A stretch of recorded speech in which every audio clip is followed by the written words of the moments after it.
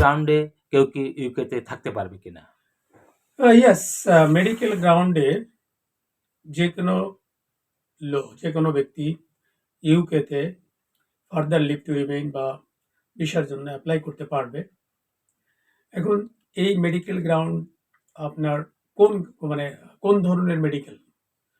যদি সিরিয়াস কোনো medical condition থাকে এবং যদি সে প্রুভ করতে পারে যে তার দেশে এই এই মেডিকেলের ট্রিটমেন্ট, যে ট্রিটমেন্টটা ইউকেতে পাওয়া যাবে, এটা তার দেশে পাওয়া যাবে না, অথবা তার দেশে গেলে তার কন্ডিশন আরও ডিটোরিয়েট হবে, অথবা সে দেশে গেলে তার লাইফ এক্সপেক্টেন্সি এটা আরও রিডিউস হবে, সেই গ্রাউন্ডে সে অবশ্যই আর্টিকেল 3 এবং article 8 of European convention on human rights এটার আন্ডারে সে অ্যাপ্লাই করতে পারবে।